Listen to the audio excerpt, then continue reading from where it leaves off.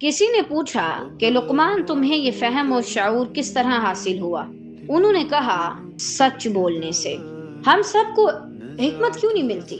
اللہ کا ڈر، حکمت ابھی میں نے آپ کو بتایا نا کیا ہے۔ اللہ کا ڈر، کہاں کون سی بات کرنی چاہیے کون سی نہیں، عقل، فہم، بصیرت، بصارت، تاخیر میں چھپی خیر، اس زاویے سے دیکھنا جو عام لوگوں کو نظر نہیں آتا۔ تو بہرحال سچ بولنے سے، پہلی بات سچ بولنے سے۔ کیا آپ سچ بولتے ہیں؟ یہی وجہ ہے واللہ ہم بڑے بڑے اساتذہ سے پڑھتے ہیں اور بے فیض لوٹتے ہیں۔ خالی ہاتھ جاتے ہیں، بازو لمکاتے ہیں اور خالی ہاتھ واپس آتے ہیں بازو لمکاتے ہوئے، کچھ نہیں ملتا ہمیں۔ کیوں؟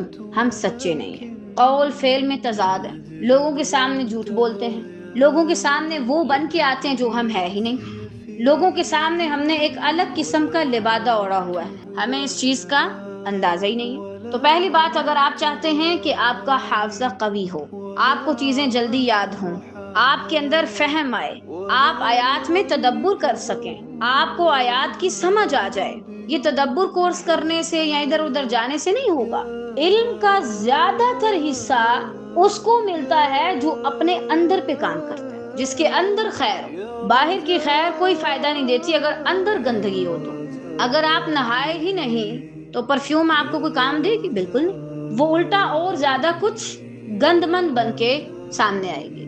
تو بہرحال سچ بولیں تاکہ آپ کو سمجھ آئے۔ یہ ہم جو کلاس میں بیٹھے ہوتے ہیں اور بیٹھے بیٹھے ہم کہیں اور پہنچ جاتے ہیں، کیوں ہوتا ہے؟ کیونکہ ہم سچے نہیں ہیں۔ قرآن سچے رب کا سچا کلام ہے جو اللہ نے اپنے سچے بندے پر نازل کیا۔ تو کیا یہ کسی جھوٹے کو سمجھ میں آ سکتا ہے؟ بالکل نہیں۔